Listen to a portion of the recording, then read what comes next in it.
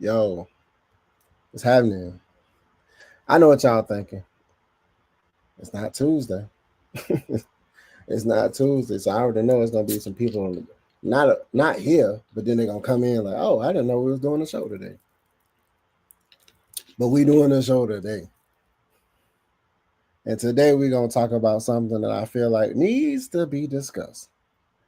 But as we can see that my boy is over here in this corner who already had hit the chat, so I'm gonna let him introduce himself. Go ahead and introduce yourself for me, sir. I am Blackberry Lorex. That's Blackberry, no C, just the K.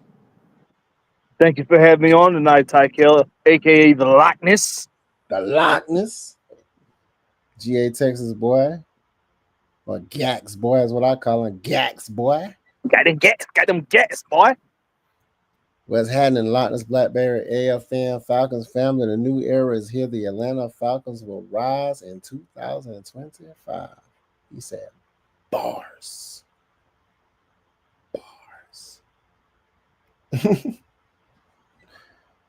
So before we go ahead and get into the show, hey, I already know about it. It's not Tuesday, but we still gonna talk about it. You know what I'm saying? So we lit, we live, we out chill with your boy, the Lochness. Like I said, this is the Lochness Podcast.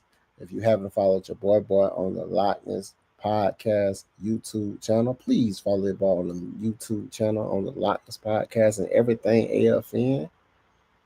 Por favor. And I'm trying to get to 500 subs, man. Like I said, I get to 250. I got something signed for somebody. I get to 500. I'm going to just randomly pick somebody that's going to get a Falcons jersey. What's happening? We also got somebody in the backdrop. Let me go ahead and bring him up. I don't know. I like the way this camera looks, right? We can do it like that. I don't know. I like it different. I'm the only one out of place, huh? So go ahead and introduce yourself so the people can know. What's happening? Y'all already know who it is, man. Will the Georgia Reaper and his mother clucker. Yeah, I got y'all. I'm playing with it. We're gonna just do the traditional. He playing around with the camera, playing with the camera. You know you want to use the format that make you look like the boss, because that's what you is on your day to day. So it's your show, bro. Go ahead. You want to be queen ant, and we the worker ant. Go ahead, do your That's thing. it. You the big face bills, we the little face bill. You the big face bill, we the little face bill. It's all good. We got Patrick Brady to Edelman. Oh my God, he brought it down for. Oh my God, bro. Hey Maggie, hey man, I had to get a new YouTube page too, y'all. I'm gonna have to drop that down there so y'all can go subscribe. I got to get all them subscribed back up too. What you did? I don't know what YouTube did, man. They on some bullshit. Let me see. My They dog. said it's got on some sex and nudity crap. I'm like, man, you can't even put that on YouTube. How the hell is it? You know what he did? He had them girls on that kiss. You know what he did? I don't know what the word going on, man. Had them girls on that kiss. When folks tuck that goddamn page, they're like, we got your page, sir. Oh my goodness, bro. Oh my goodness. No. Yeah, man. Hey. Is that hi Maggie Lemon? I tried the pillar, I ain't heard that back from him, so I just went ahead and made another page. Oh man, I don't even know what to say to that, bro. Hey, ain't nothing to say to him, no. Hey, what that song is? What that song say? It ain't safe. It ain't safe. It ain't safe. It ain't safe. It ain't safe for nobody, pay. Hey. Nobody. Somebody probably was hating and reported my page or something. Hating on the kid. Dang. Let me watch my back, man. Miss Maggie Maggie Fontenot said hi. All right, so today we're talking about whether boss lady in here. Yeah, she in here. She can share. I can't share it. Boss lady, share that for me.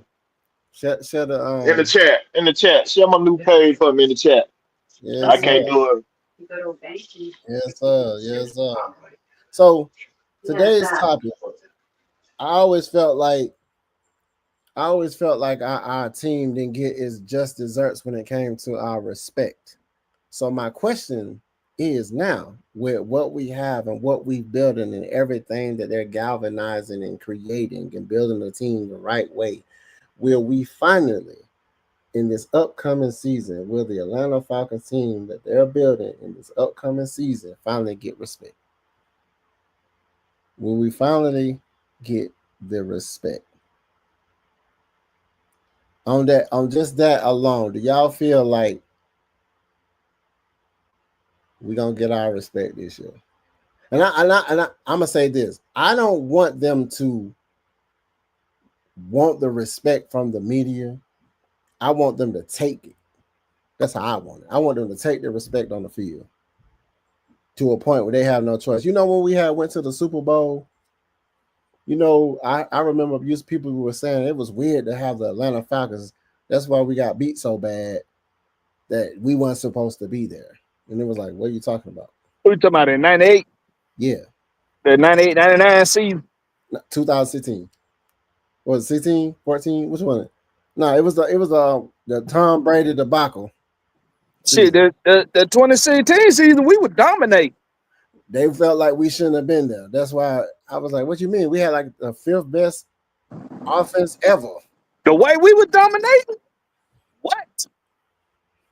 Probably don't look like we should have been there the way we were dominating teams, man. Because especially in the playoff. They looked at what happened at the back end, I guess. What happened on the back end was it was a black magic woman somewhere in Houston, Texas.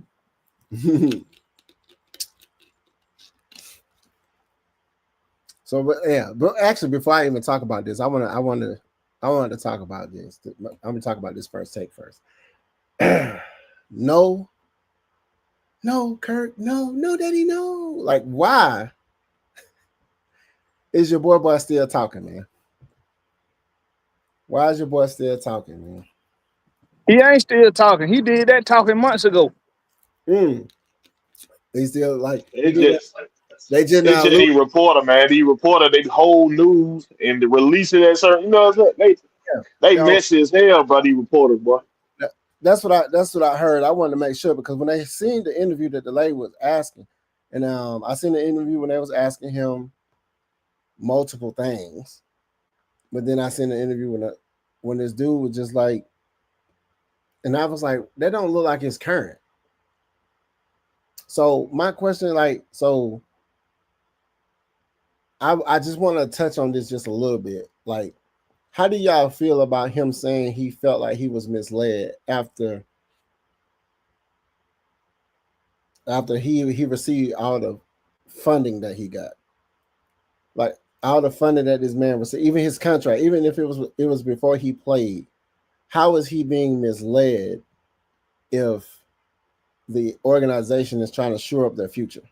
And they also paid you for the current position, and they also hired somebody else for the future position because you wasn't really fully healed. I mean, we don't really know how the Achilles was gonna hold up. So how y'all feel about that?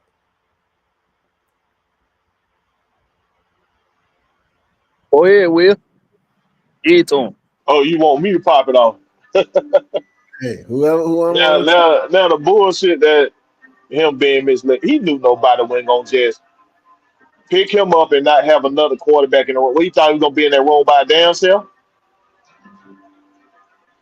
I mean, come on now. You're at the end of your career. You don't really think teams gonna set themselves up for success, or at least try to? I mean, that's what our last general manager messed up at. He didn't set us up for life after Matt Ryan. That's why we was in the position we was in. Right. So I mean, like all the good teams usually have backup plans. You feel what I'm saying? So like, what are you sidetracked about? Yeah. How many times we heard Raheem? Shit, Raheem said in his interview, right, trying to get goddamn this job about having success at their quarterback spot. So what make you think it wasn't gonna be nobody behind you in that quarterback spot when you got the job?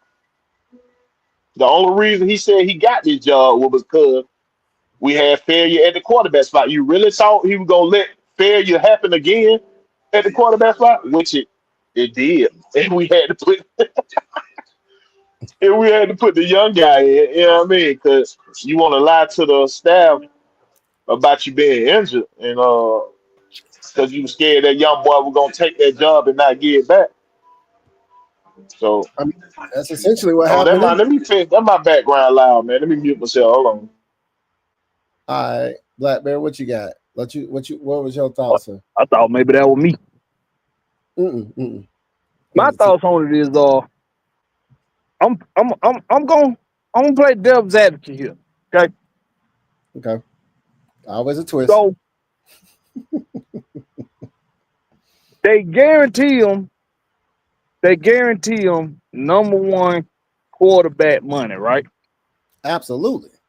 So and if I'm Kirk Cousins in my head, I'd be thinking, okay, you did tell me that you want to draft a quarterback in the 2024 draft, but not in the first. You did tell me that you planned on drafting a quarterback, but later in the draft. And you guaranteed me $100 million. So if I'm Kirk Cousins in my head, I would be probably thinking, okay, these folks, they bringing me in to be the man. Mucho. They giving me the man guaranteed money. Right. And I will help develop a young whippersnapper behind me that they draft later in the 2024 draft. I'm good with that. Right. This the kicker though. But if anybody think that Kirk Cousins did not know who Michael Penix Jr. was prior to that damn draft, I don't know what you've been smoking. That's count. They just went against Michigan. You need to take whatever that is you smoking, and you need to pass it to the left hand side. Because Michael Penix left Indiana and went to Washington and put that school back on the map. Mm-hmm. Got snubbed from the playoffs being an undefeated team the season prior to them making it to a national championship game. But we're going to say that Kirk Cousins don't know who Michael Penix Jr. He know exactly who he was, because that's why he scared the devil out of him when he seen that they drafted him. They drafted him, yep. It scared the devil out of him. Smooth C78, how you know, bro?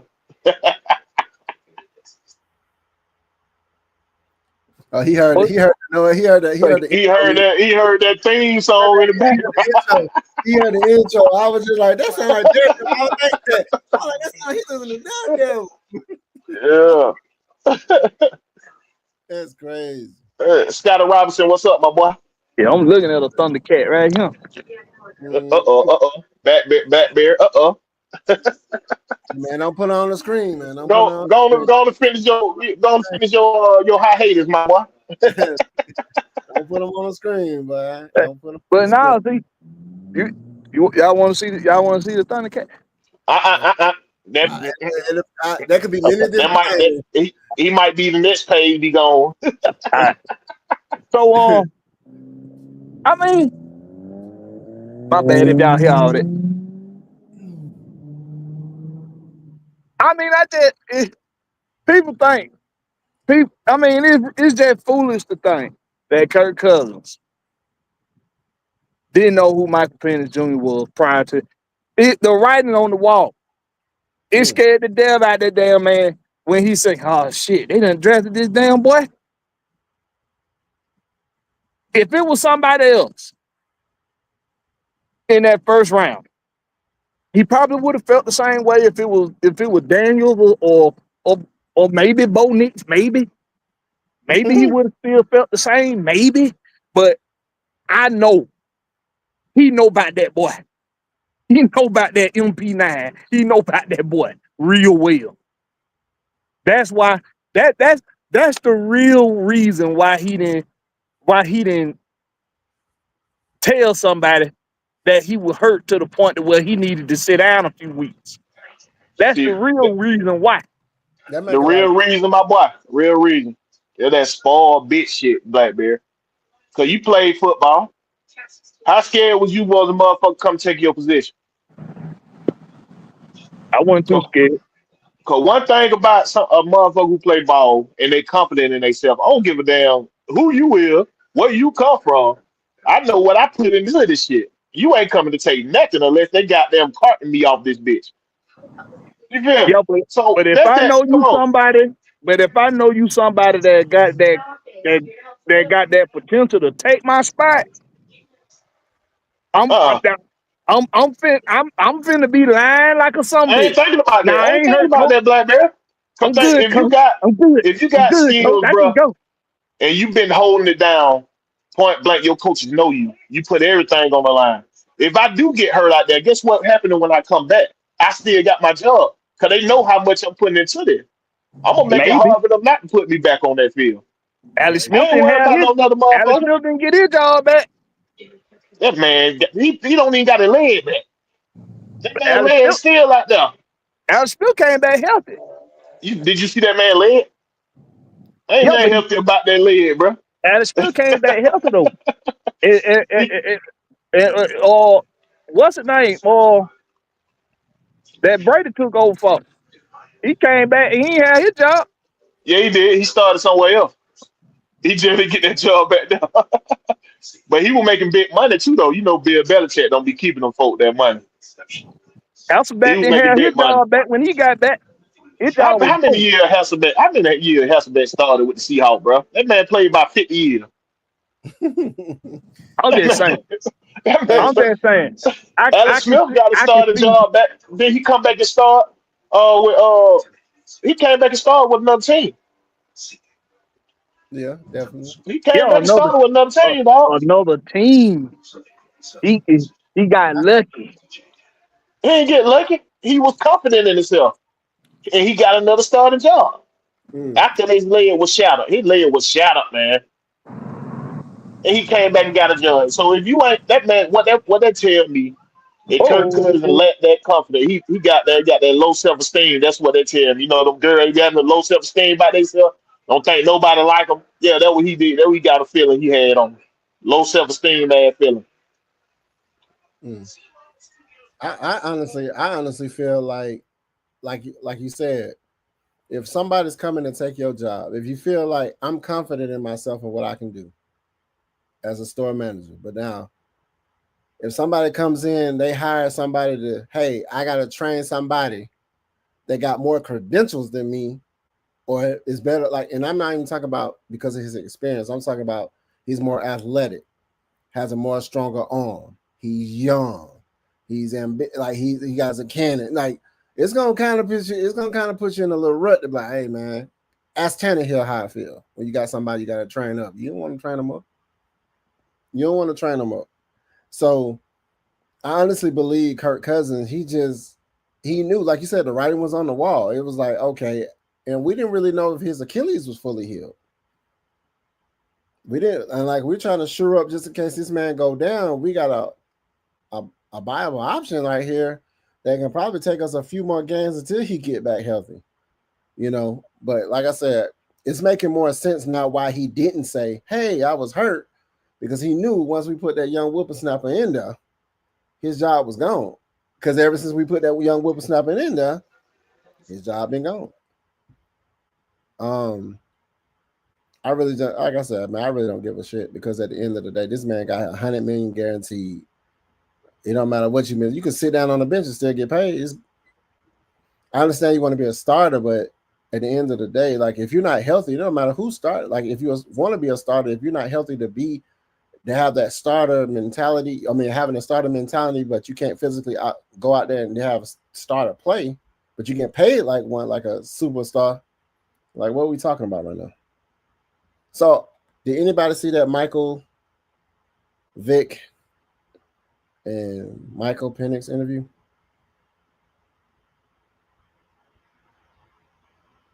No? Yes? Yeah, did y'all see that interview with Michael Penix Jr. and Michael Vick? yeah, I saw a couple shorts on it. I ain't see the whole interview. Okay. So I wanted to talk about this. I don't want to talk about the interview. I want to talk about the Michael Vick experience. What did we get from Michael Vick in his rookie season with the Atlanta Falcons? And then what we're going to get with Michael Penix. Because they keep on, they trying to tie them two into each other. I know it's like a marketing thing, Michael Vick, Michael Penix, the names. And then, but it's like, what did you see that Michael Vick gave us in his rookie season? And then what you believe or what you have seen Michael Penix is going to give us. Because they're both left-handed style quarterbacks. And it's an adjustment period for the people who like throwing left-handed. Like everything is kind of flipped. So what y'all think about?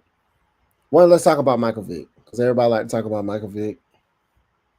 I done seen the little pictures of running with the Vicks on his feet and all that stuff. We done seen the pictures and all that stuff. So what y'all think about, Michael Vick and what he gave us in his rookie season and how you feel like that's going to translate with him having conversations with somebody like Michael Vick, with him having conversations with somebody like Matt Ryan? How is that going to translate to what type of experience we're going to get with Michael Penix? I don't even remember what Vic did in rookie year. I know he played a few games because Chandler got hurt somewhere along during the season, so I know he played a few games, or maybe a handful of games. I don't even remember what he did in rookie year. I know he did enough for them to think, okay, next season he gonna be that's our guy. I know he did enough for them to think this our guy next year. So, I don't even know how to answer that, to be honest. I just the Michael Vick draft, okay? When they drafted Vick, the football community knew Michael Vick was going to be an electrifying player because he was electrifying in college in Virginia Tech. He was an electrifying player. Mm-hmm. So they knew he was going to be something to watch. They knew people were going to go pay their money to watch Michael Vick play. With Michael Penix, what's really giving him the buzz, if any, isn't what he did in college. It's what he did in them last 3 games of the season last year. Mm-hmm. And people I think a lot of experts, let me say experts, a lot of experts are reserving their true opinion about what they saw from him in those 3 games because it was a short sample size. But you can't deny what you saw. You saw poise. You saw bounce back ability. You saw a clutch gene. You saw a short memory. And you seen the arm potential he got. We ain't seen that kind of arm potential since who? Michael Vick. So, You know why they holding Judge? Because we saw this short span, but from another guy. You already know Blackberry. Who we see that from, Blackberry? Patrick Mahomes. No, short span. They had 4 games. They looked good in the 4 games. They got the starting job next year. Desmond Riddle. There you go. He looked good 4 games. He got this. That's why they holding judgment. But the thing is, though, bro, it's gonna be all about how much he wasn't prepared to go tie question between getting this help from Mike Vick and Matt Ryan. It's all about how you prepare. Because he actually the best of both worlds. He got the arm like Mike Vick, and he willing to stay in the pocket like Matt Ryan. So if he's willing to prepare, he can be dangerous, dog. You feel me? Exactly. He can be dangerous. So it's all gonna be on preparation. And that's gonna be to coaching. That's one thing Desmond Riddle didn't have, a coach. And he melted. He ain't had no strong will. We seen that Desmond Riddle ain't got strong, he don't have strong will. So when he melted, it was over with. That was it. So it's gonna all be it gonna all be up to that preparation, dog, and the coaches. And I hope we got the right coaches to get them there. You feel what I'm saying? Absolutely. And I'm gonna go ahead and segue to the next take because you brought it up. Coach or be coachable. So I want to talk about this too as well. Is do y'all feel like hopefully these coaches will take what we have? Because there's been times when we're like, oh man, we got all the pieces. We got the pieces. We got the pieces. So my question is like, can these players do y'all feel like these players will be coached based off the coaching staff that we have? And then will these players be coachable, the people that we pick or they have picked or they're going to pick? Because it's like I said, making this 53-man roster is going to be it's going to be crazy. So, like, do you feel like our team, well, one, do you feel like our coaches, do they have any excuse now? Do the coaches have any excuse? Do you feel like they can say, oh, we don't have such and such, or we don't have a pressure guy? Like, what can the coaches say now? Or who's going to be the fall guy? Okay. So, coaches can't play the game. Let me just say that first. Coaches can't go out there and play. Absolutely. When we critiquing coaches, this I don't know how everybody else does, but this is how I critique a coach. When I see plays being ran that make sense in situations of the game, like if it's 3rd and 2, I better be able to go back and look at film and see you ran on 3rd and 2 more than you threw when you got Tyler Algier in the backfield. I better see that. And you got one of the best run blocking offensive lines in football. I better see you done ran more than you threw the ball. That's one. Decision making when it come to personnel groups on defense. Are you rotating the right guys in certain situations? If you 3rd and 8, do you have your pass rushers in, or do you have in your guys that can drop back in the coverage? These are the questions. These are the things I'm looking for in coaching. But if I see a consistency there, but we still not having success, it don't fall on nobody left but the players. So these standouts we see on paper that we very excited about, they still got to put it all together as a unit. And if we look back at tape and these guys falling on plays, going the wrong way on plays, it's miscommunication. Right. Guys not doing their job fully, not fully running routes. Guys not knowing who to block in blocking assignments on the offensive line. Yeah. Shit like that. If I see Tyler Algier and Bijan Robinson taking too many false steps, that's on them. Same thing with receivers. If I see a lot of false steps, then that's bad technique. That's bad fundamentals. That's what we doing, Ty. You had to put it up there. I seen it down there. I seen Mike on his bullshit. You had to put it up there, bro. I just go through. I was ignoring this motherfucking name. I was ignoring him, bro. You had to put highlight the messages as the comments as they go. You just skip over the other messages and put that on up there, right? Yeah. You skipped a bunch of messages, didn't you? No, I skipped only one minute. How many you skipped? Oh, I ain't skipped none, man. But I don't think Grady gonna make the 53 though, for real though. Now think about it. For Chicago? What? Yeah, he gonna make it over there, but he ain't making ours. Nah, you don't think he would have made this 53? Y'all crazy. Y'all crazy. That's count. Okay, y'all just trying to get Will riled up. That's It ain't working, Black Bear. I told him I'm done with it. It ain't working. I remember him. I see. But yeah, so like you said, so and holding the coaches ain't on the field. I always felt like our problem was execution. Because we looked at dismal at times, like everybody wasn't on the same page. Even when Mr. FedEx was here, he admitted that he wasn't having our team prepared.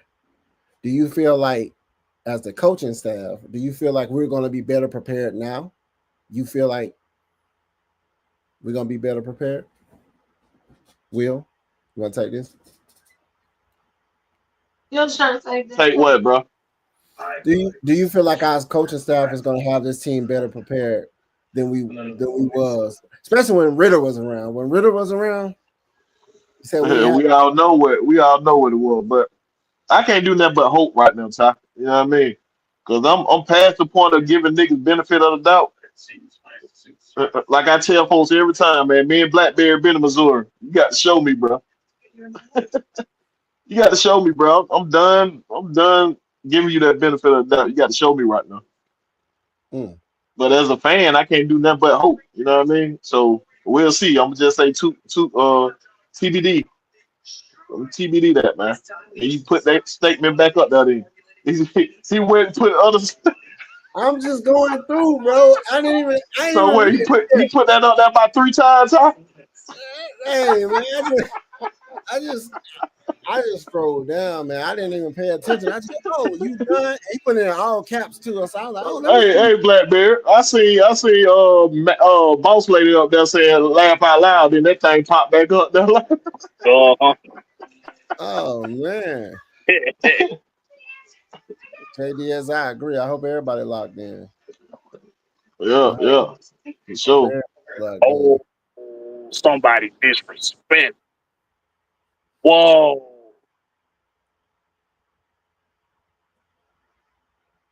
Somebody disrespect. I saw ATL do it early. He started it. He started early. I went past his first grade comment. I seen it up there early.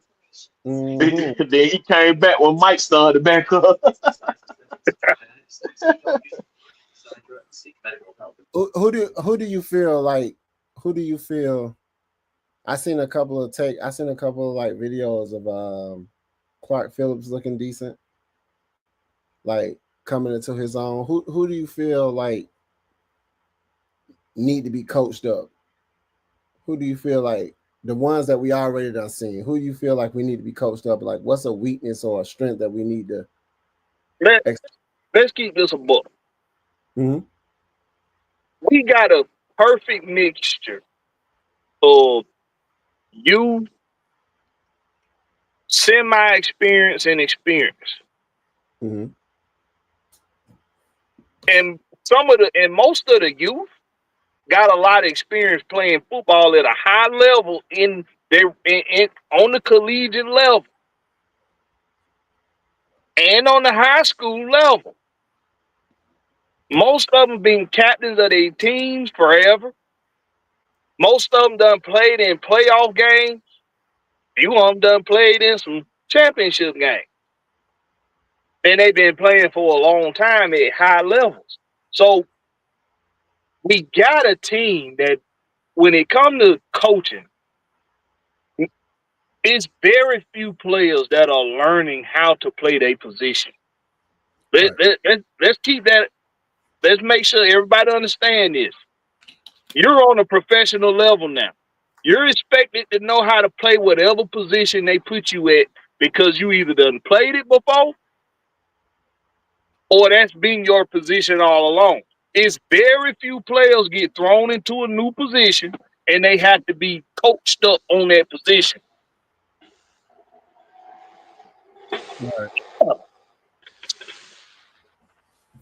Right. Oh, fucking shit. What you see? You see Kirk Cousins? Oh no, I thought y'all didn't hear that call backfire. Oh, that sound like Greater Jared throwing some stuff around after he got kicked out of this facility.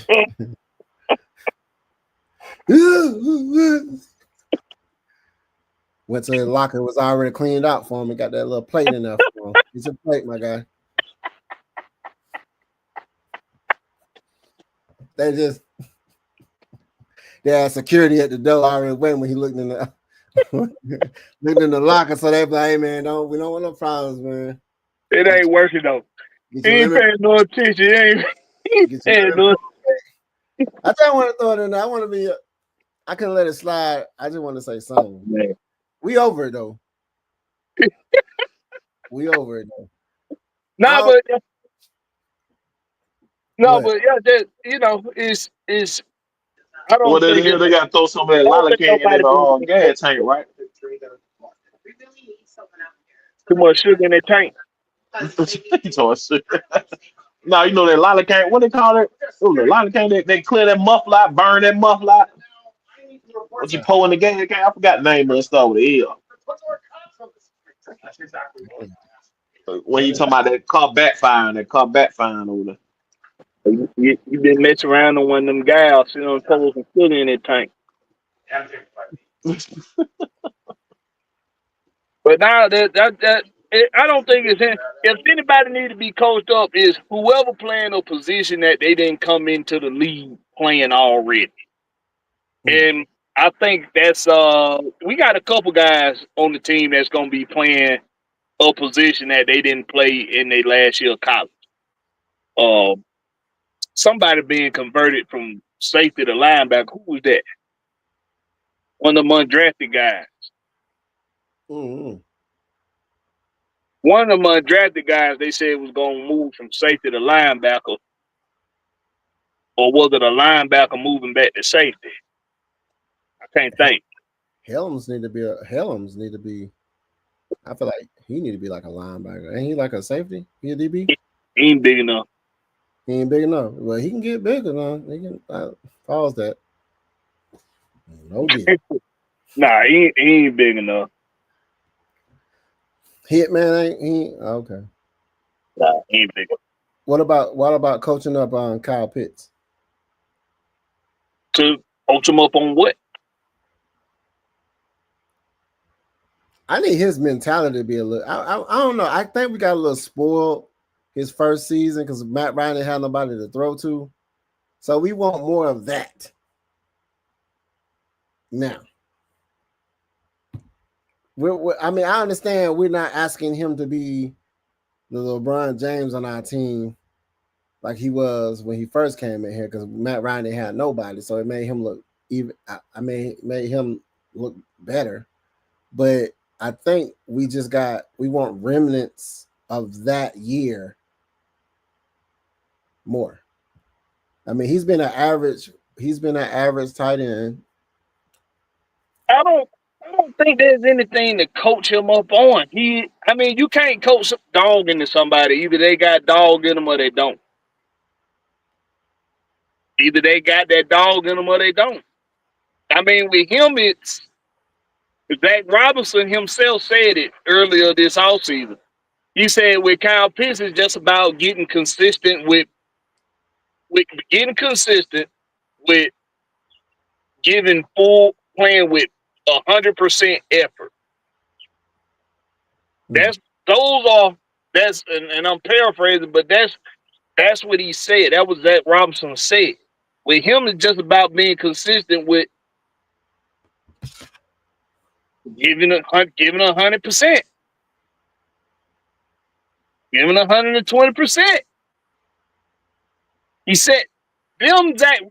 I don't know why, because Kyle Pitts get criticized about getting lost in games, but people want to make it seem like we hating on him or we ain't did the homework. We don't know his numbers. If everything was about numbers, we would consider that boy Hendrickson, the pass rusher in Cincinnati, we would consider him the best pass rusher in football, but we don't. We say T.J. Watt the best pass rusher in football.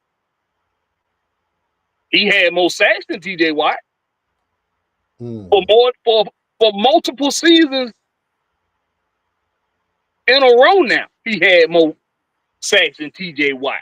He's been more available than T.J. Watt too.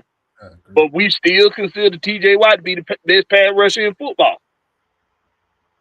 But Trey Henderson been holding it down for the last handful of years, all by himself, though, at the top of the pass rush division, you know, statistical area. Mm. So if it was all about numbers, then we would say we rocking with Kyle Pitts regardless of what anybody say. Mm. Y'all already know my take on it. Trade the shit out of him. If he got the value that a lot of people say that he still got, and I still believe that he got, other teams see that value too. I want to shore up the interior of the defense. If the offense already dynamic without him, Ty and Mike on their bullshit, bro. Ty and Mike on their bullshit, bro. Come on, bro. I swear to you. I swear, bro. I went to Nicholas, and then I went down, bro. I didn't even look. I was like, oh. they ain't letting up either, Hey, bro. Mike do it every show, so I already know it. Every show he see me popping there, he ready to go. I didn't even know that Grady was a tight end. He'd be Pitts. That's crazy. No, one was drafted in the first and one was drafted in the fifth. You know what I mean? Go stand D'Amico Halos next to Divine Diablo and tell me if they look like they're the same size. This God damn it. This the problem I got with some of y'all. Y'all look at what's on the and think you know what you think you know what you gonna see. I'm probably about 260 now. I'm about 260 pounds. Do you think if I stood next to Kyle Pitts, I would look like I'm as big as Kyle Pitts, but we weigh the same thing? Nah, bro. Hey, bro. I thought I was a big guy, bro. Pause that. But I stood next to, I forgot who was it, Graham? I got a picture next to this man. Graham, he'll big him. I was like, I look like, oh, get this country back in. I was like, God, I looked at the picture, I'm like, bro, I look small as shit, bro. I'm like 262. Like, say almost 6 feet, 260. And this dude I was like, man, get away from me. Those some big boys, bro. Pause that, but that It look different. Just like that's why James Field Jr. don't look like he is big as he weighs, because it just looked different. Yeah, Kyle Pitts Yeah, tall. that was like when I stood near the what is it, Harrison. That nigga about 6'7", 6'7". I ain't no small dude, but you know I look kind of average there. I look kind of average. That's that nigga. That's 6'7", 6'6", nigga.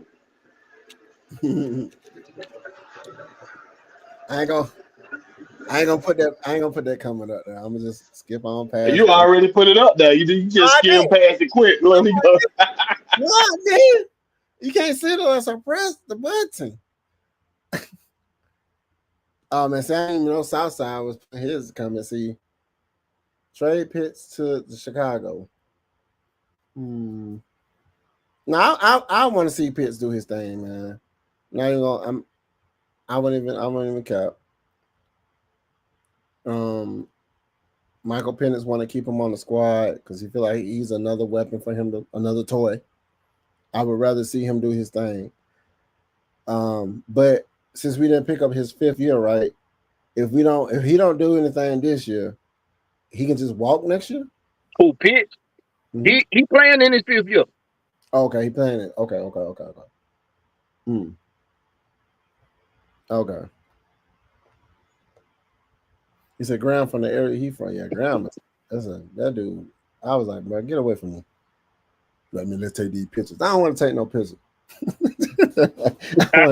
I want to take no picture with you. Let me just stand up, man. I was like, man. Yeah.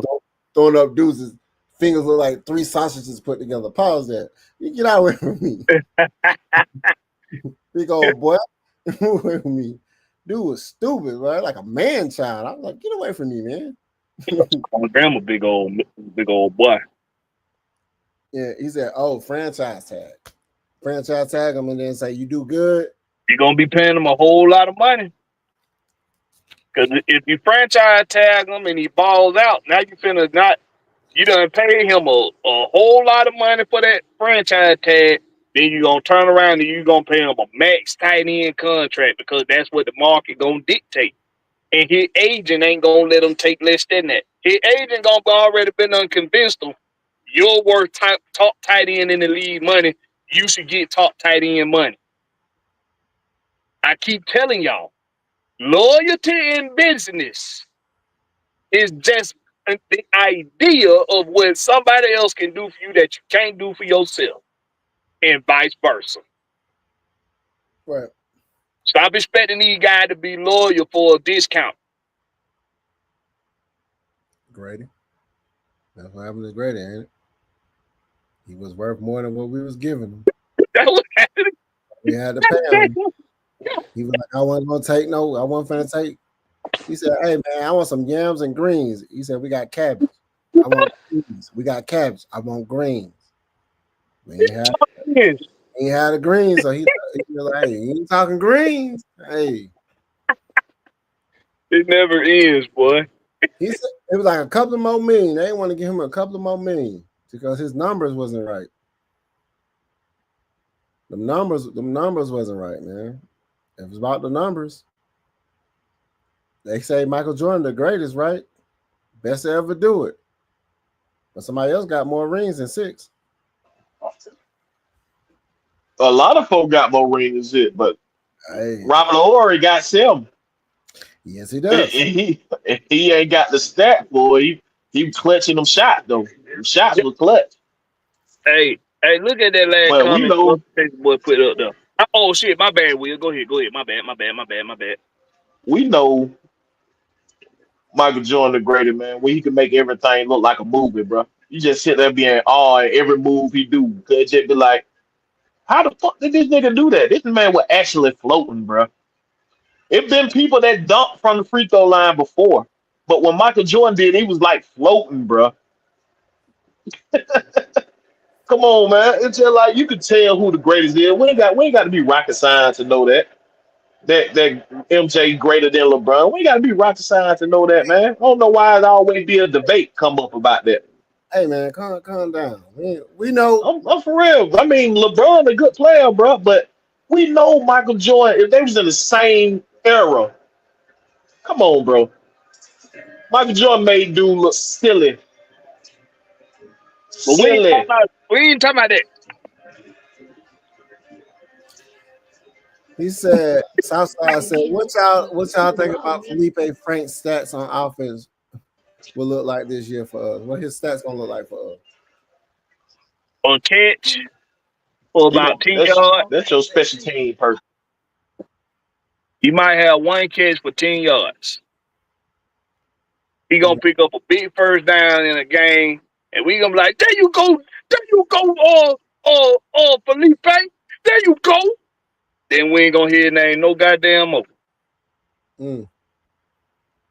But he gonna be running down that goddamn field on that damn kickoff though.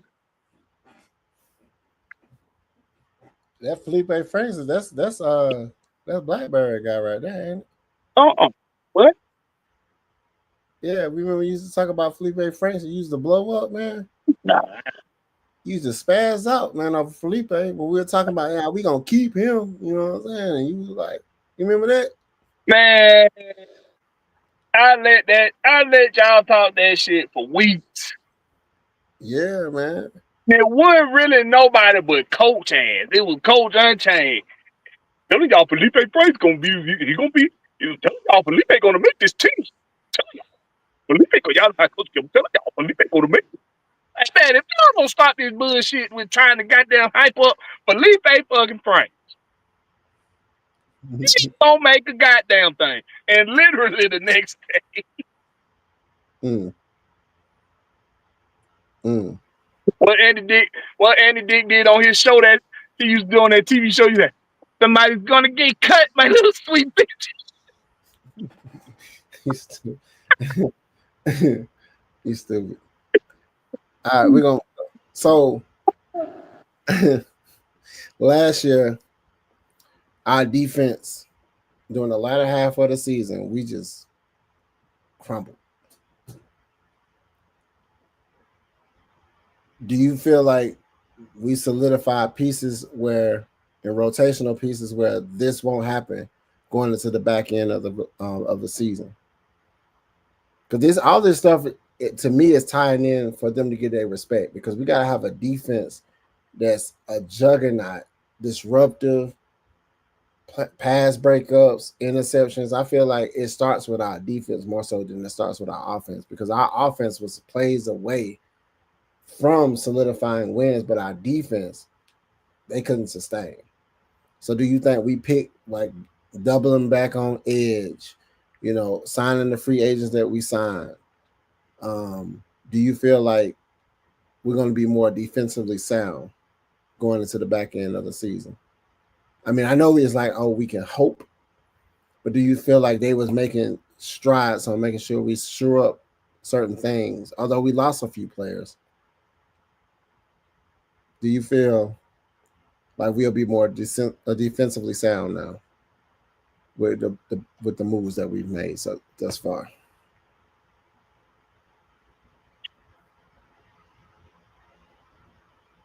I do believe that we've done our due diligence to shore up the defense in areas that needed some touching up, I'm going to say. The nickel position, the pass rush department, but as well as the containing department too. We lost contain a lot last year. Some James Pierce Jr. and Jalen Walker are masterful at containing the edge. They're masterful at it. Two guys that are very Jalen Walker's aggressive, but he's also more calculating. James Pierce Jr. is very aggressive. So when you see somebody that aggressive, but still has the awareness of knowing when to contain and how to be disciplined in his assignment to contain, but he got that aggressive nature, you don't see that. You don't see that often. As a matter of fact, I thought about Javon Kearse back in the day when I first went and watched tape on James Pierce Jr. I thought about Javon Kearse, but I also thought about what's his name that was in Tampa with Warren Sapp and them boys. Damn, I can't think of his name. But I thought about athletic at that time defensive ends that were capable of containing and being aggressive in nature. And that's what James Pierce Jr. looks like. So I think we shored up that area for sure.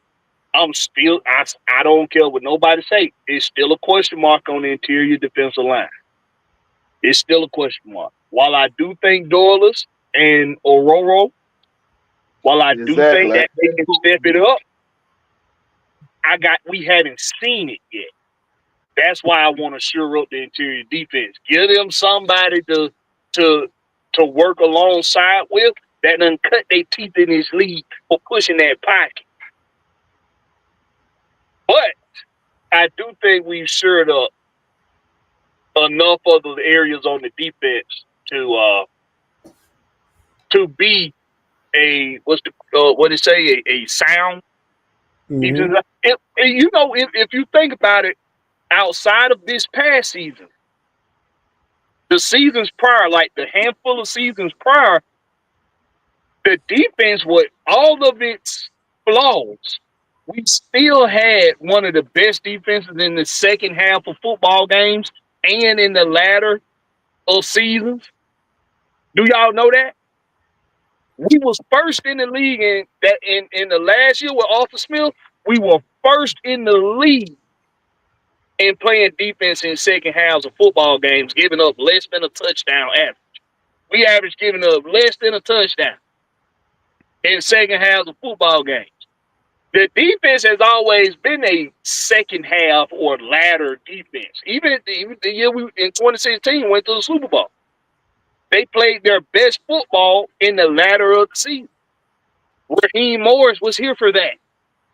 Jeff Hubert was here for that.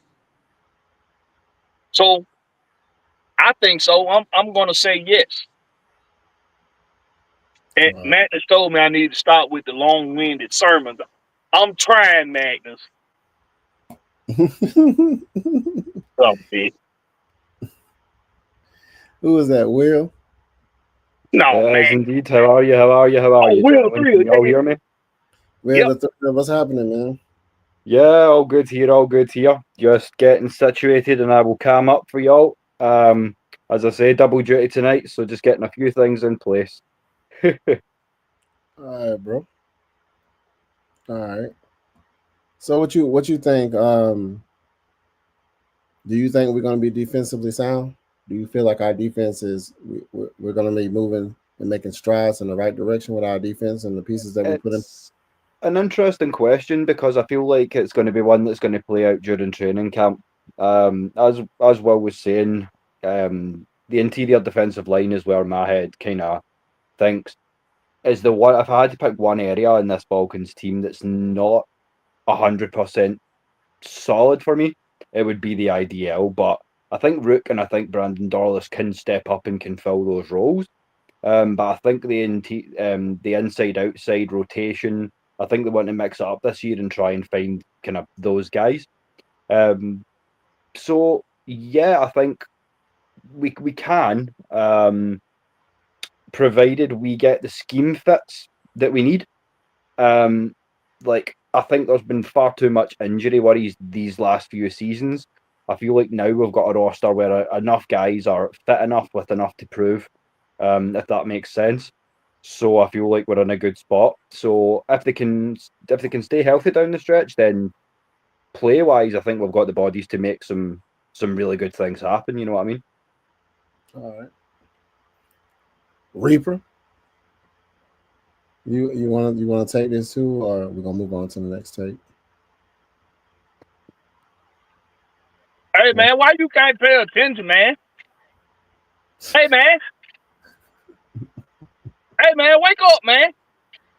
I'll move him down until he's ready to come back up. But Yo, so get him out of here. so the next take is basically about the offense.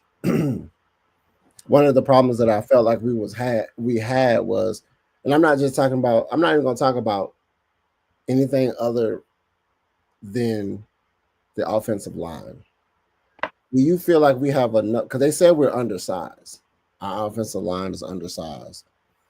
Do you feel like we have enough offensive talent on the offensive line to protect Michael Penix? Well, that depends. I think the thing, as I was saying on the Scottish Falcons show earlier, what is a solid thing for this season for me is the fact that now we have an offensive line. We have a proven solid offensive line. We have again options for rotation with Jack Nelson, with Jordan Williams, with these guys. So I feel like obviously with the extension of Ryan Nuzzo, with Chris Lindstrom just being the monster that he is.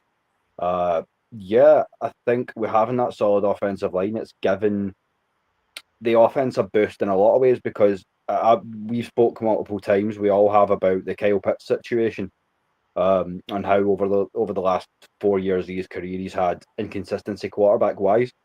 But you give him a QB that was going to make him a featured target. He's going to be a 1,000-yard receiver. And Michael Penix has already said that they've got that kind of handshake, brotherly agreement in place that he is going to get the ball. So I think offensively talented that goes without saying. I feel like we're absolutely stacked. The fact we picked up Nick Nash as well is an insane value, as he was an undrafted free agent Triple Crown winner. So that sort of value doesn't fall into teams' laps. But I think what Raheem has been doing has been actively calling these guys and going, look, we are building something in Atlanta here. We only have 5 draft picks. So if you fall expect a call. I think that was already in place for quite a few of these guys. Kobe Bryant as well. You know what I'm saying? I think Raheem's had his head ticking since maybe late day 2. I think on some of these guys.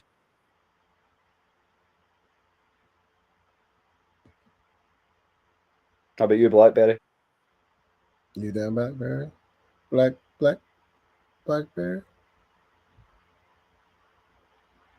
I don't know if he's there either. So I'm at the movie. So like, but yeah. So I take this on a different mindset where I also looked at, you know, the players that we have. We have the Bijans, we have the Algiers, we have the Pitts, we have the Drake Londons, the Moons. I would like to see.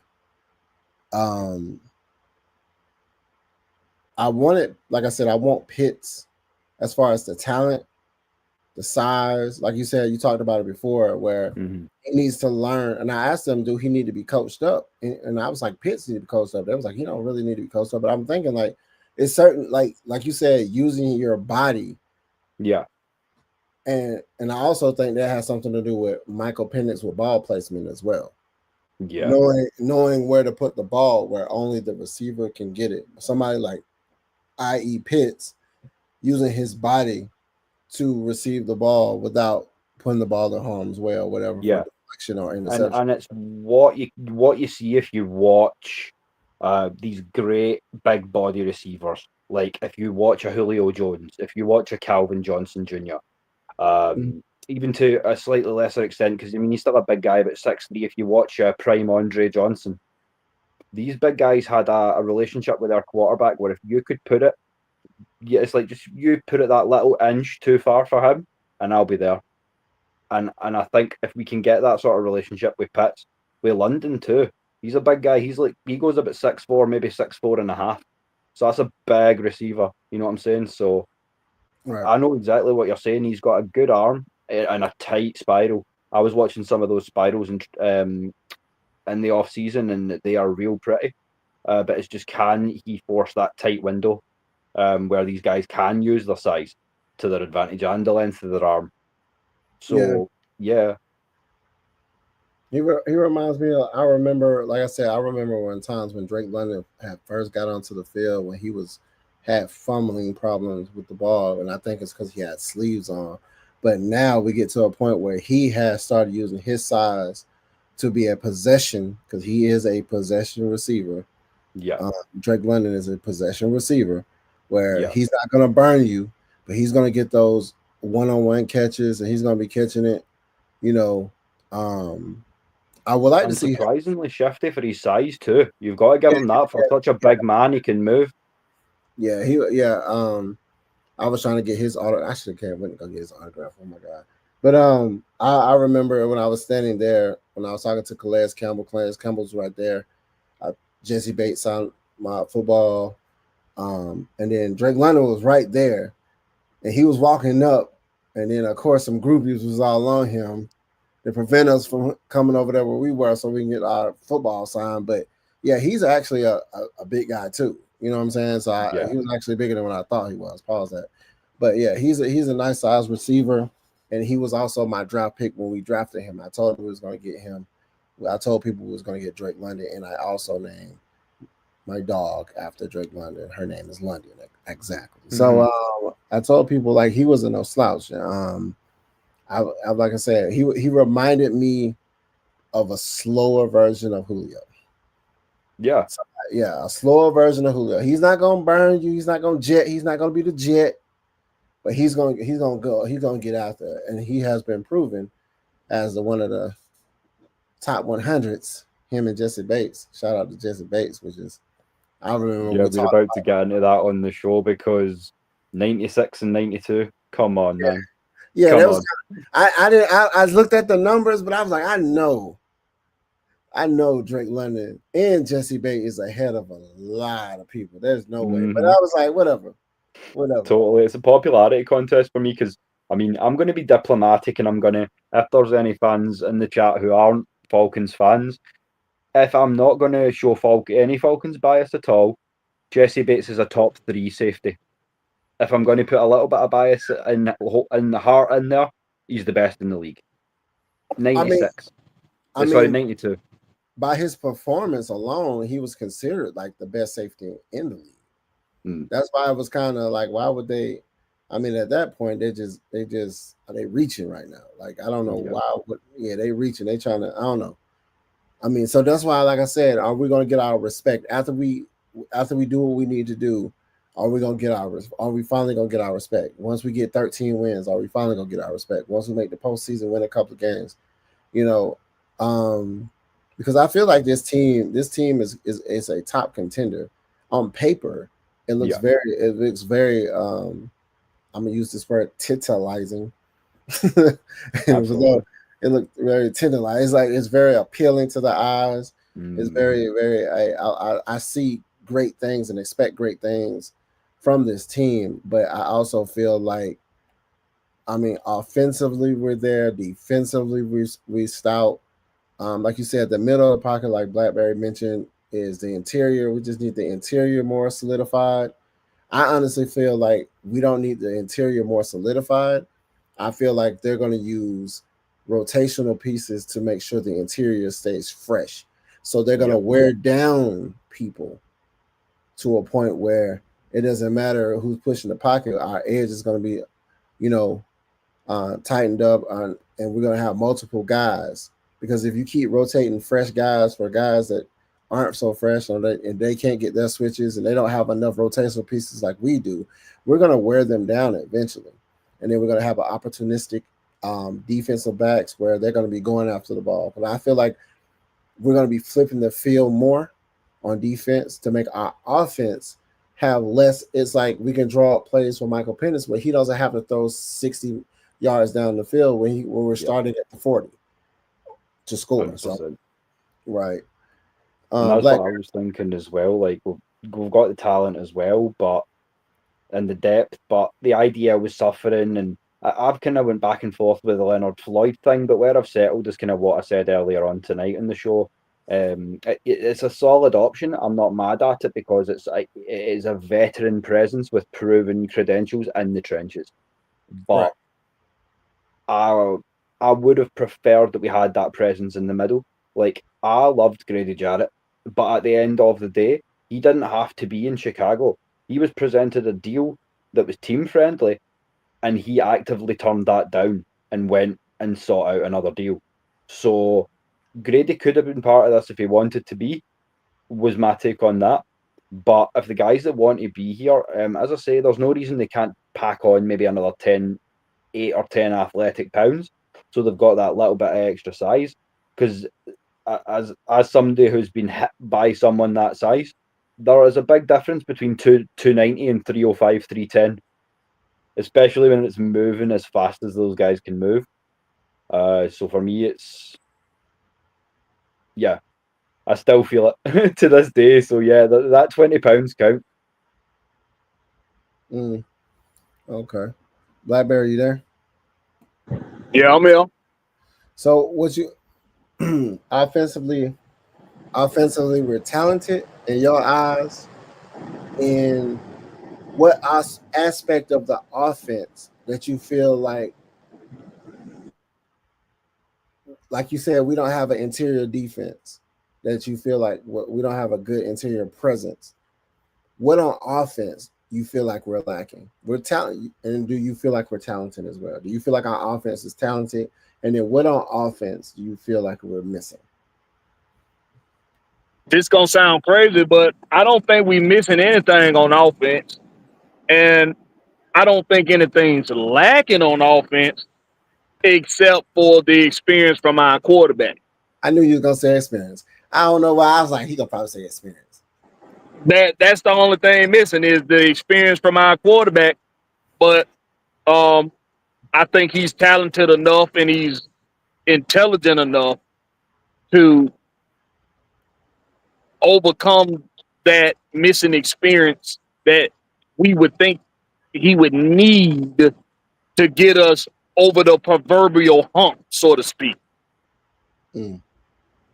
But other than that, I don't see any flaws in his offense, man. None. No, I'm with you.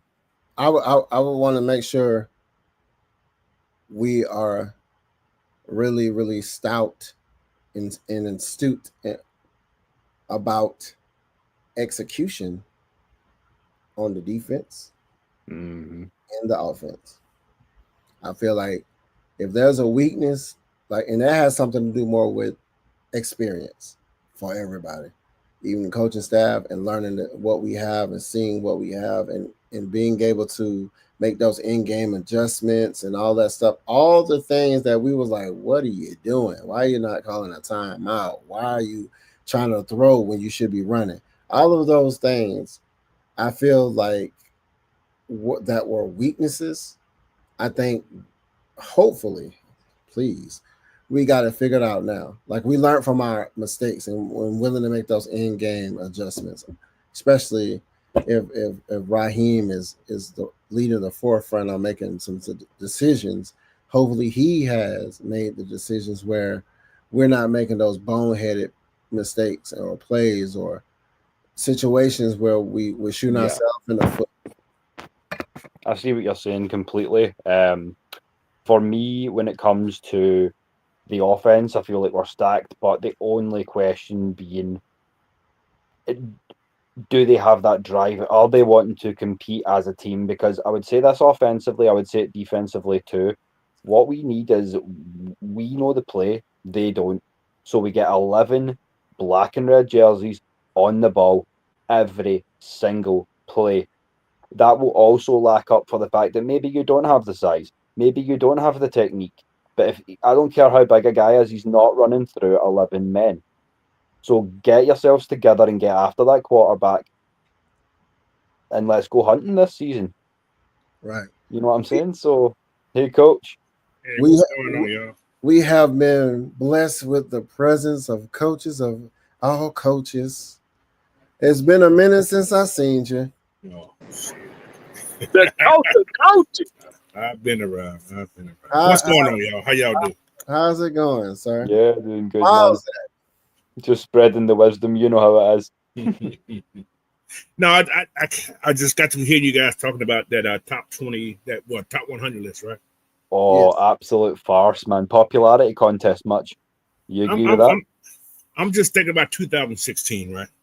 Y'all know Matt Ryan did not make that list. No, he did not. That's No, he crazy. did not. That's crazy. But Derek Carr did. But anyway, that's another story.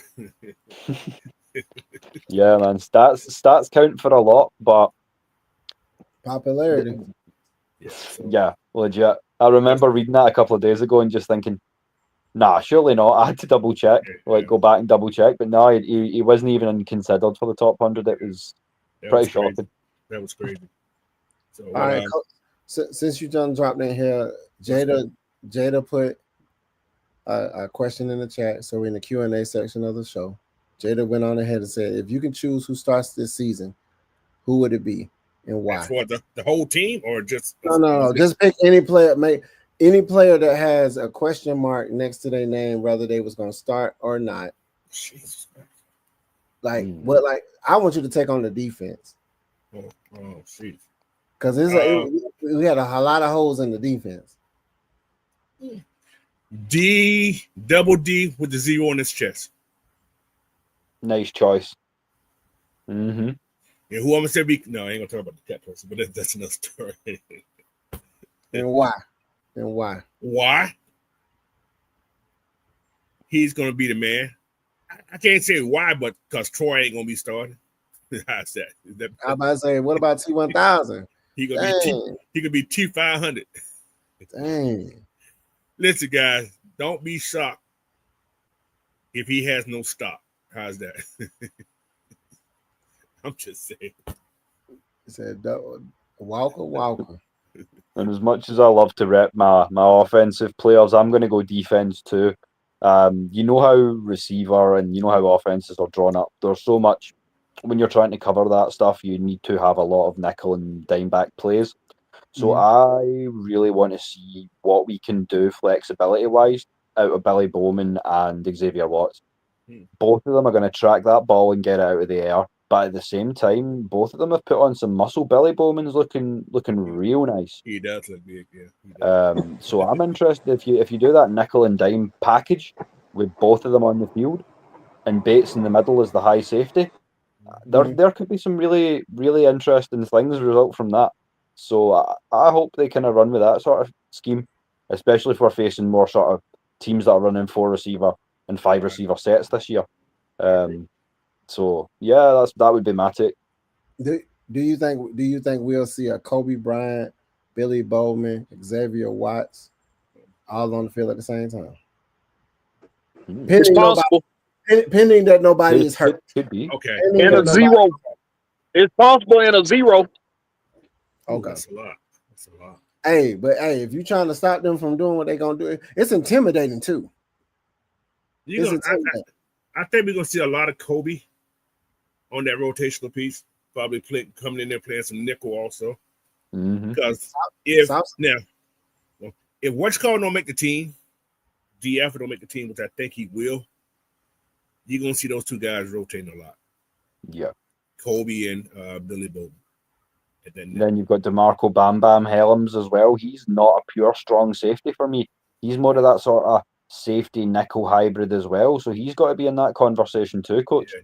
You know what I'm saying? He'll probably be that big safety that they have in the box, but he ain't that big. But he probably come down in the box a lot. That's what I was thinking. That's why I thought he was gonna move to linebacker. But they say he ain't big enough. He's only 203. I know, but I was like, he played like a linebacker though. Well, he throws his hair. So he does. He does. You need to get some dreads. He's gonna do all that. He's an undersized chancellor. He will come down and take your face off. He's just maybe 30 pounds shy of where he should be. That's the only issue. Well, Cam was a big boy though. Cam was no little. Cam is a huge guy. He was humongous. Well, I seen that sucker at the mall one time. I was like, "Damn, you big." That's all I can say.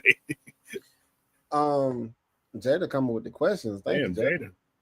Oh my Lord. Who's the weakest link? The real questions tonight. Weakest link. Ooh, wow. Okay. Who do you think is the weakest link in the offense? Caleb McGarry. Nah. No, don't take my head. Purely because, and I'll give you the logic why. He is now the blind side starting tackle. So his responsibility has gone up exponentially because now he's got a lefty quarterback to protect. Now he's the guy. Jake Matthews has still got to lead that offensive line. I think that side with Jake and with Chris. But now the blind side for a lefty is your right tackle, not your left.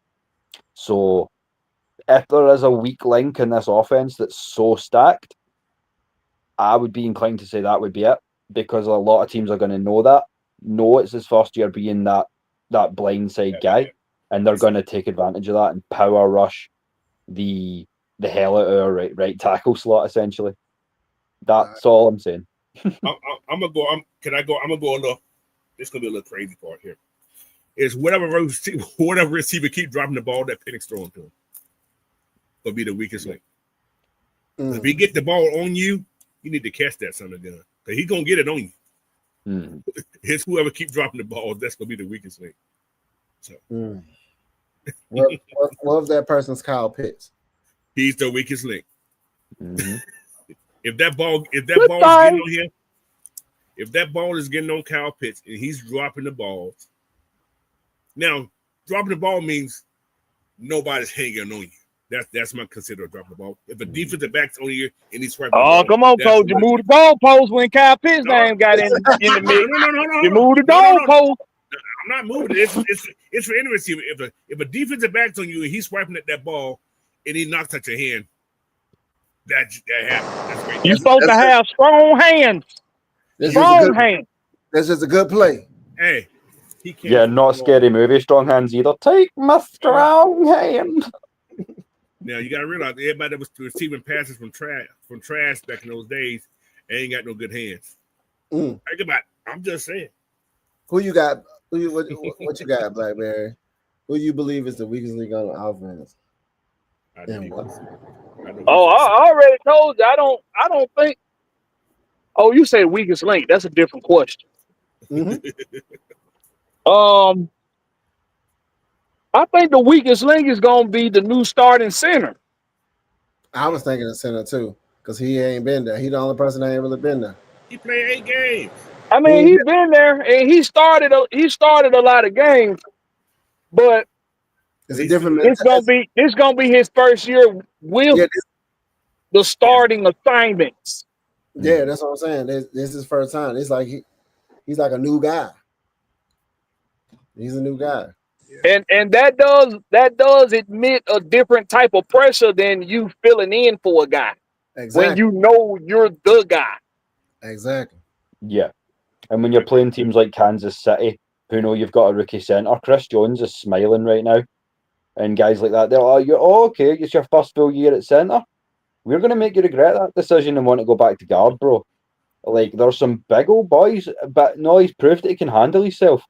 So what I'm saying is there's going to be doubles. We're going to have double schemes drawn up to let Bijan and Tyler punch through. So he needs to execute. He's got a great guard on his left and a solid guard on his right. So I hope they can shore up where he lacks to let him kind of settle a little bit more. And then I feel like we should be fine. All right. Jada Gal, she said she has one more question. She said, who is more at risk of injury? Oh my Lord. We are not going to answer that question. Kirk Siegel. Kirk Cousins. Kirk Siegel. On the bench. The get back coach. He's back. I tell you one thing though, his bank balance isn't injured. Not in the least. Y'all are wrong as hell. He said Troy Anderson. Damn. Maybe. I'm gonna tell y'all something. That Jada Black, we appreciate you for supporting the channel, but you're starting to sound like a black magic woman. Whoa! Get her up out of here. How you know that's a lady? Get up out of here. She's a lady. Trust me. Asking them doggone questions. Okay. These are great questions. It's too late for this thinking. These are great questions he's asking though.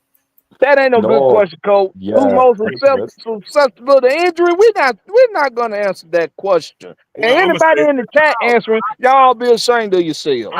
I can be honest. Like some people are prone to injury though. Troy. Some people are prone to injury. Man, y'all better not answer. Y'all better get that question up out of here. Get it out of here. You know, we don't want our team to go down, but you know somebody. So then, why you entertaining it then, Locke? As soon as you step on their toe, they out the game. You know, they get an elbow hit. They can't throw. They throw. That's a good question. I rebuke everybody's name. I rebuke you. I rebuke in the name of Jesus. Some people are Mr. Glass, man. Some people are Mr. Glass. Come on, Blackberry's got the holy water on tap just in case, guys. Better watch out. That's crazy. That man Blackberry. Crazy. But yeah, but just FYI, Jada Black is one of my people. So just FYI. Okay. I don't mind some real talk, man. It's late. I don't care. I love talking birds. That's excellent. But who's more susceptible to an injury? Troy Anderson, because he ain't been on the field. After he got hit, it's like 3 years. He been back since. He's been hurt every year he's been in the league. I'm gonna come back to this show. Mm-hmm. I'm gonna come back to this show, to this episode.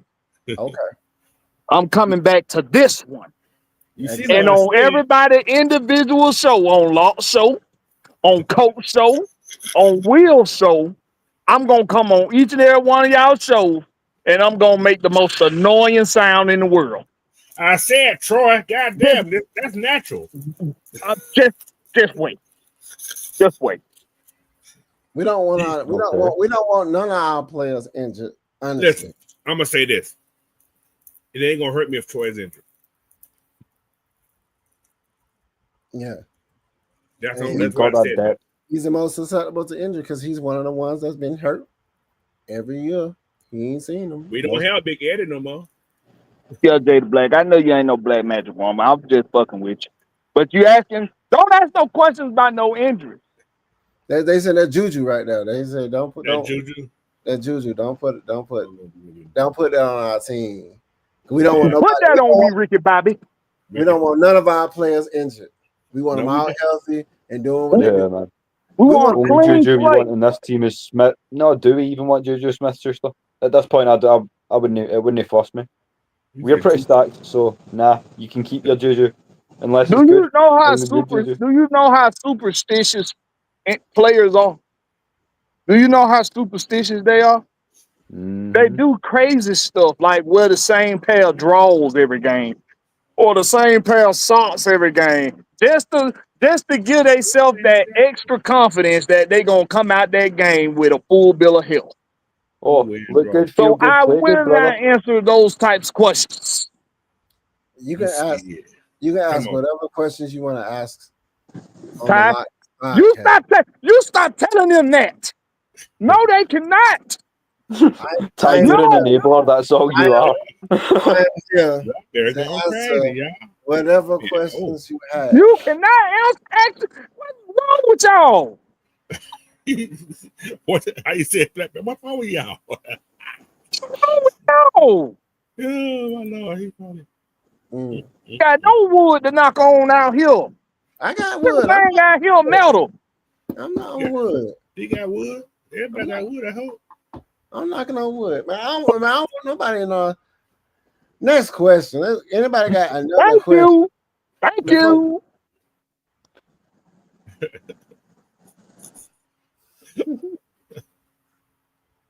What Where's is wrong with Where's Michael Walker at?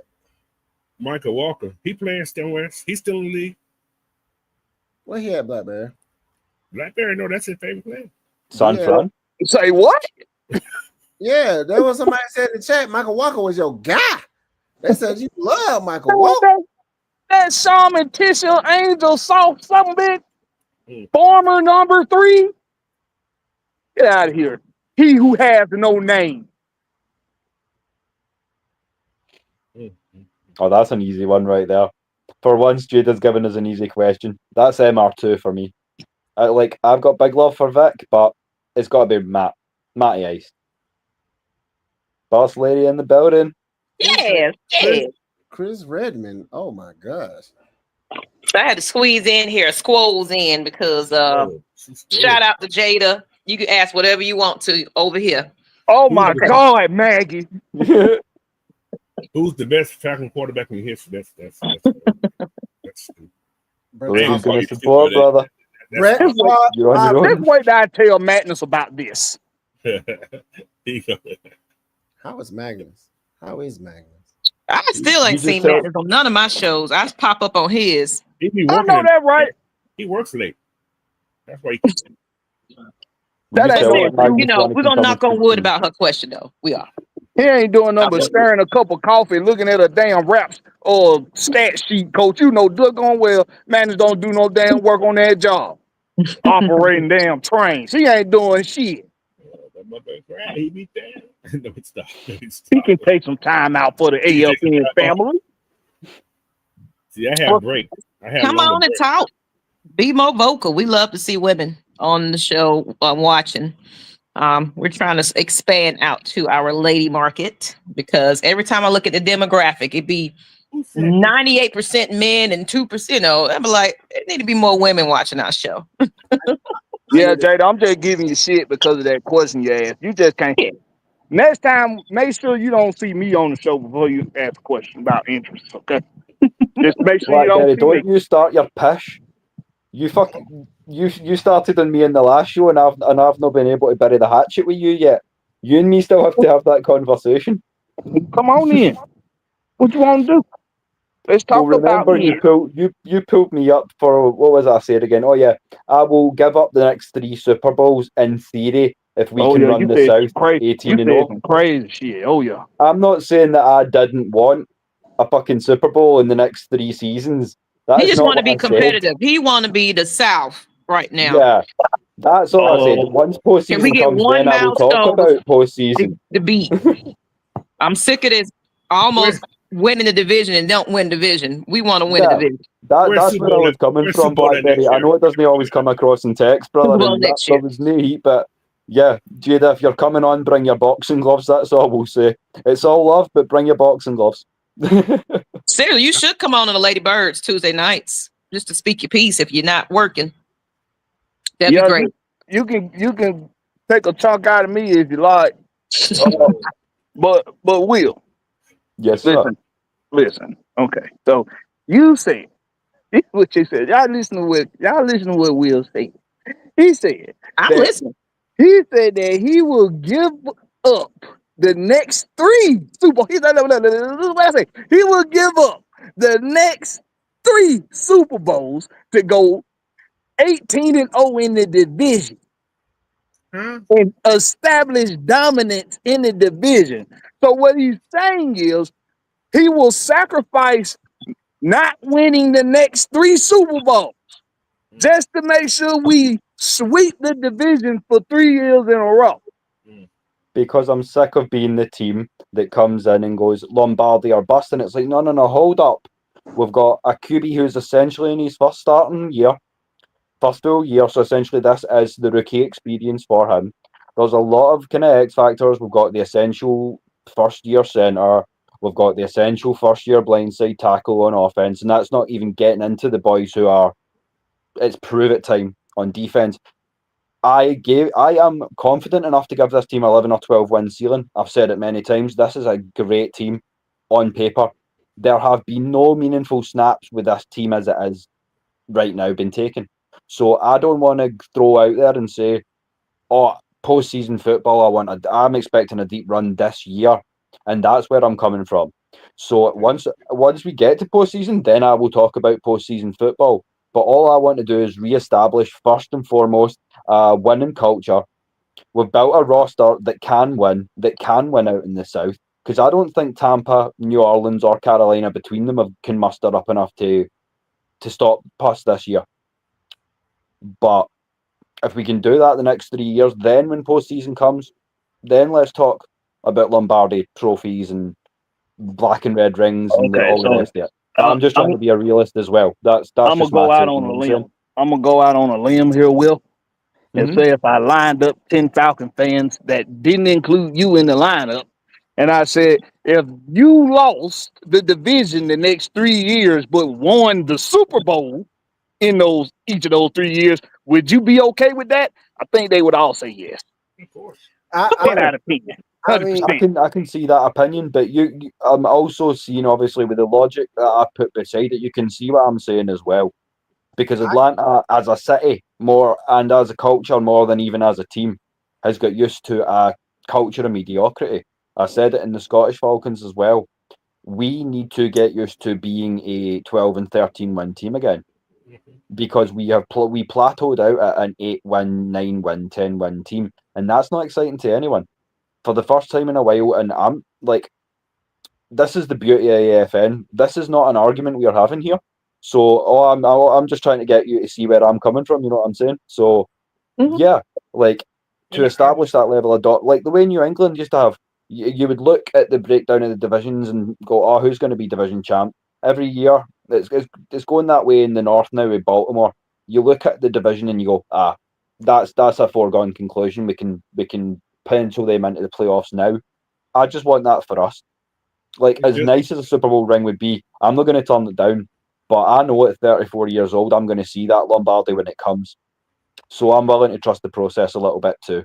And that was all that was. I know in text things can get mistranslated and things like that, but I feel like, given that logic, like, yeah. I understand what you're saying, Will, because think about this. Y'all remember how long it took Detroit to get actually a win in the playoffs? And the city of Detroit has changed so much since they've been winning those last couple of years. And I get what you're saying, but I do want Super Bowl. If I get it, I can get it. However, nice though the rings would be. Having a winning culture does feel okay too. Mm-hmm. So I get both you guys are right to that point, but I want to build a dynasty, not a team to build one Lombardi and done. Do you know what I'm saying? And to build a dynasty, you need to build from the bottom.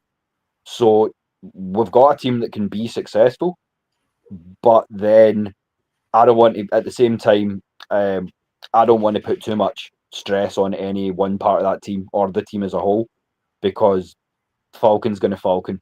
Y'all know Falcon's going to Falcon. So we young too. If you win 3 straight Super Bowls, you done established dominance, dynasty, all that. That's true. That's true. Let's hope so. I don't think he's the. Not saying he don't want a Super Bowl. Yeah. But No, y'all. This is what he said. Hold on, you want me to say it again? This is what he said. He'll give up. He'll sacrifice the next 3 Super Bowls just to go undefeated in the division for 3 years to establish dominance. And all I'm saying is, you done established dominance not just in your division, but in the league if you win 3 straight Super Bowls. Yeah, I'm not exactly like as I say, to caveat that, if we go 4-2 every year and get 3 rings, I'm not going to complain at it. I would be stupid to do so, and that is not the point I'm making. But as Coach and Maggie said, they can see the logic of what I'm saying. I wanted 3 Super Bowls is great, but what if we can build a team that's sustainable enough to get 5 or 6? That's the point I'm trying to make. I want to build a Sustainable fucking dynasty. What you got, When Rock? people say dynasty, they want to think of the. I mean, That's what I want in an ideal world. You know, so that's it. the way But that's the beauty of these shows is we can come on and have it off. And as I say, when the fans in the chat as well, who like to smash like, support, and jump on everything we do, we really appreciate that because that brings out the passion in us. Oh, Will, And you see best the bet your sparks ass. flying I'm out gonna again. challenge. I'm gonna challenge a lot of shit you say. So you just be ready for that. But it's all in good spirits, man. These people know that. It's all Oh in yeah, good. it's all love, brother. It's all good debating. That's all. That's all it is. Family spar, man. That's all it is. A brotherly spar. Yeah, we're good. What you got, Lochness? I know you've been over there trying to say something. I've been listening, but like, have we won the last 3 Super Bowls? No. And how did our team look? Terrible. But no. Let me take it back. We got good when we needed to. The first Super Bowl, second Super Bowl, yeah, good defense, etc. So this time around, we just need to be consistent and complete on both sides. Yeah, and great coaching. Execution. Yeah, I don't want another situation where it's looking phenomenal until it isn't. I do not want to go through that again. I get what you're saying. You don't want to be like skating on edge and wild card possibilities, and it depends on this team to get us to the playoffs. And we have a great run in the Super Bowl, leading to the Super Bowl. I get what you're saying. Basically, you want to build contenders. You want to build in the trenches and build contenders. People are fearful to play the Atlanta Falcons at some point. Right now, they don't fear it. I want that mystique. Yeah, I want like the teams you'll see the gamers pulling up on Madden and going, right, okay, where's my first game of the season for my new created character? Oh shit, I've got to play Atlanta in the Bends. That's the kind of mystique that I want for this team. And I feel like we've got the pieces in place to really make that happen for the first time in a long time. I think we had the thing last year. It's just, I think about I think what's the coach name? The DB coach. It's the fans, man. We got to be in those seats. Yeah, we got to be in those seats. Yeah. Team, listen, football is one of those emotional games that when you got your fans cheering for you, you feel it. You feel it. Yeah. No matter how bad your team is, you feel it. So you know what they need to do there, coach? What's that? Close the concession stand down. Not the concession stands. Those lounge areas that they got in the commons. Yeah. They need to rope those off during the game. Those and open up for halftime. Yeah, and open it up for halftime. But close them lounges off. That's where they make it all that. That's it, Leo. That's what I'm saying. I want, or at least let a quarter be closed where they have to sit down in their seats at least first quarter. That means not everybody's going to be getting up out their seats anyway. Some people might go down there and get something to eat. But I get what you're saying. It just really need to be where some things are access. No, we need to be sitting down. Yeah, have it well like they could do something like where they got like a money quarter or something like that where they finna do a big giveaway, but you got to be in your seat to know if your seat number called. And if Yeah. you ain't in your seat when the camera highlight you, they gonna move on to the next person. Like do something like that to encourage people to go to their seats. Cause Yeah. them loungers, I'm telling you, all the big mamas, all the aunties, all the cousins, all them be up in the lounge areas during the game. Uh-huh. Yeah, so. And this was a big point that me and Des and Maggie were quite set on during. We kept kind of coming back to during the Scottish Falcons show earlier on, was that these teams, these cities in Atlanta is bad for it. Is one of these teams where it's like, oh yeah, I'm a Falcons fan. Okay, so you're close to the Bends. Oh yeah, it's 20 minutes, 40 minutes away, and you're not like as a Falcons fan, as a diehard, passionate Falcons fan myself, who dedicates an insane amount of time to this channel, to just getting on and talking birds with y'all because it is what I love to do. I can't imagine being 40 minutes from the stadium, even within 2, 3, 4 hours of the stadium, and not getting to games and sitting there repping my team, wearing my colours, and screaming until I have no voice left. I don't understand that culture and not wanting to do that, personally. It's basically like you just mentioned, when you want to change the culture by having a sustainable winning culture. We just not a winning culture. So that pretty much just answers that question for you. But Yeah. Jada has this question: what team would you choose for a revenge game? Do we play Chicago? We play Washington. I about to say Washington or Chicago. Yeah, the Washington for me. Yeah. Yeah, Washington for me for sure. Gotta be Washington. Although Chicago would be nice, and I think we do see the Bears this year. No, we don't see If the I'm not Bears. We mistaken. don't see the Bears. No, we don't see the I Bears. just No, I we just don't. want to see us go against Grady. That's all I want to see. I just want to Yeah, see that'll be fun. See I just- what is that? Grady. You said Shady. Shady Gray? Shady Grady. That's crazy.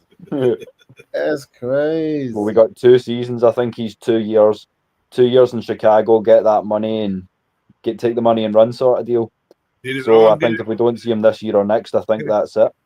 Did his arm get any longer? I'm done. All right, man. We're gonna end the show. Y'all got me almost at 2 hours, man. Can y'all say y'all pieces? Salute to the whatever y'all want to do, whatever y'all want to say, however you want to say it. Just don't say anything about no injuries. Not gonna work. Anyone want to start off, or I'll take it first, guys? Go ahead, do your thing. Okay. Well, as you know, you will catch me as part of the furniture at this point. I am Will the Thrill Waddle. You will catch me on all the socials: X, Facebook, YouTube, all those good things. I'm on TikTok now, so if you find me, give us a follow. Me and Des are going to be doing a lot of work under the new team name, the Scottish Falcons. So expect to see a lot of work done in that respect. All tied to the AFN International brand. So as I say, I dropped just a little sneaky peek of some Spanish. As I say, I'm wee rusty, but the Mexican guys coming in, the German guys, the Canadian guys showing love from abroad. What I would like to announce is that on the Saturday shows, because we are doing 3 a week now, Wednesday, Thursday, Saturday. The Saturday show, 3:30 Eastern, 8:30 GMT for the guys over the pond in my side. We are going to open up the panel a little bit and call it something along the lines of, if you will, an AFN International Super Show. All teams, free form, just anyone associated with the AFN, get on. Let's talk some birds. We've had a long week at work with family, things like that. Let's get on. And it's going to slot in nicely before the games as well. So we'll get on and just get hype, have a little fun. And as I say, if there's any topics you want us to cover, you'll get to hear everyone at once.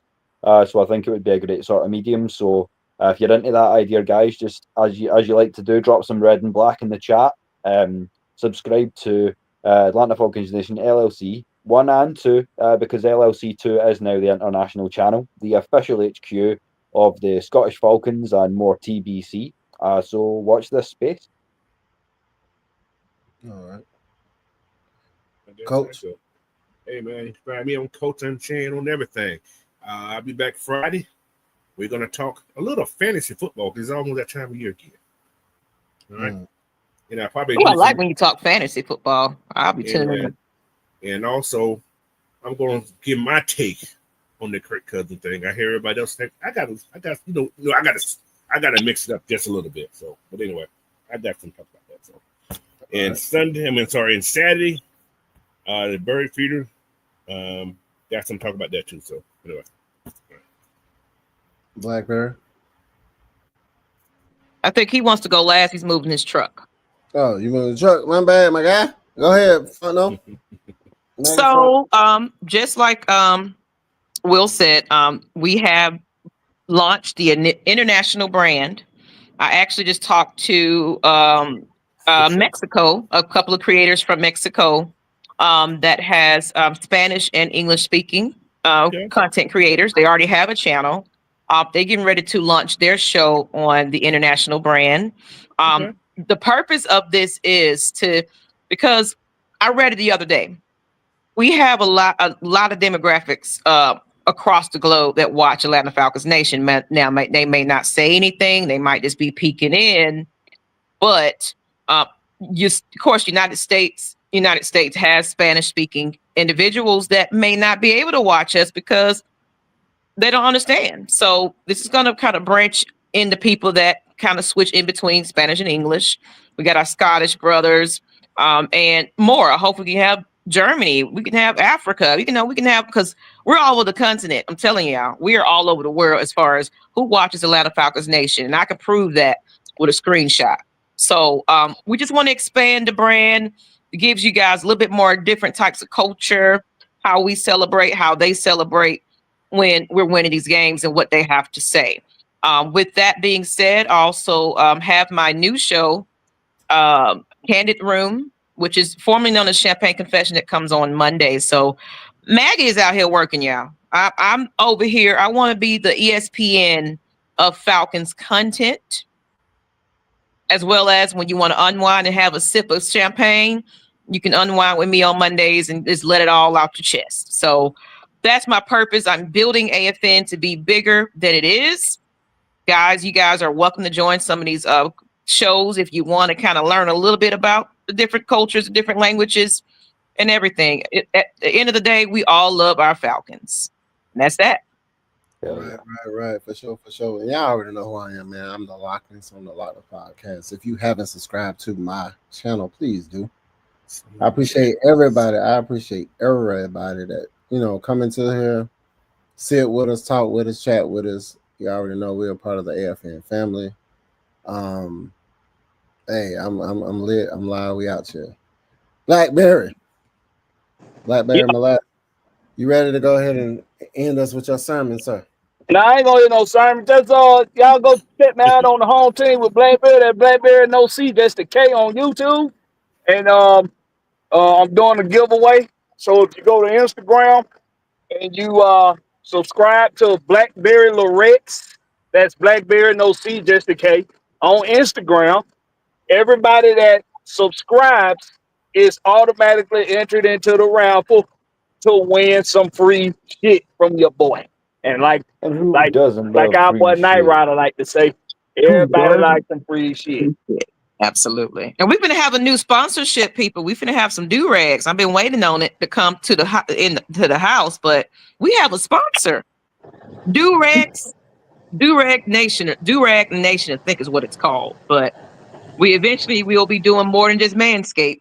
We'll be walking around with do-rags. G Coleman's already warned me the minute I touch down in the air, like someone's going to put me in a do-rag. Like I've been told. It's like, well, expect a do-rag when you get here. I'm just like, okay, fair. I can rock with that. It serves the same purpose. Yeah. I can roll with that, man. I can go deep with that one. Ooh, I can talk about that.